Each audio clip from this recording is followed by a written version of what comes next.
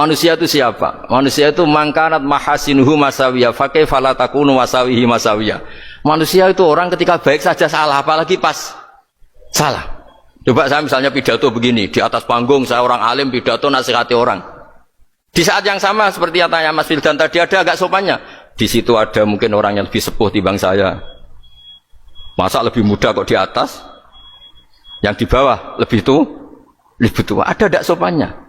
Mau nggak pidato disuruh, mau di atas disuruh, nggak sopan sama yang. Tapi misalnya yang paling sepuh pidato nggak pernah ngaji kok pidato, terus gimana?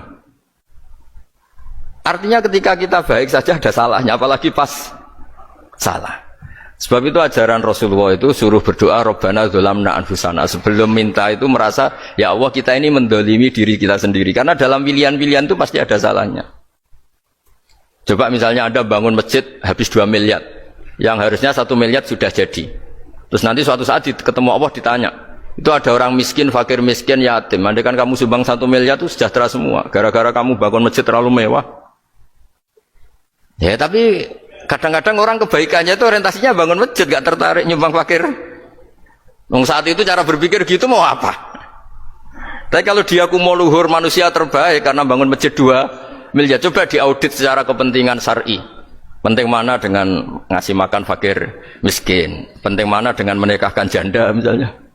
Penting mana dengan pendidikan? Apa artinya masjid mewah orang nggak tahu halal haram, nggak tahu najis, nggak tahu cara sesuci, nggak tahu cara adzan yang benar? Terus penting mana untuk beli kitab sama dipakai masjid? Apa artinya beli kitab apa tapi nggak makan? Penting mana makan sama beli kitab? Ada auditnya.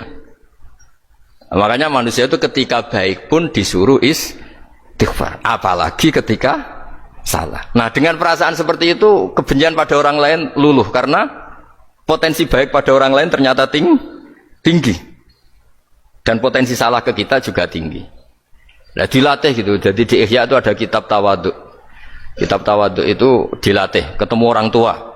Huwa aksaru ibadatan, dia mesti ibadahnya lebih banyak karena lebih tua timbang saya, pasti sholatnya lebih lama timbang saya. Ketika Anda sudah tua melihat anak-anak, huwa aqallu minni maksiatan, mesti maksiatnya tidak banyak karena masih kecil.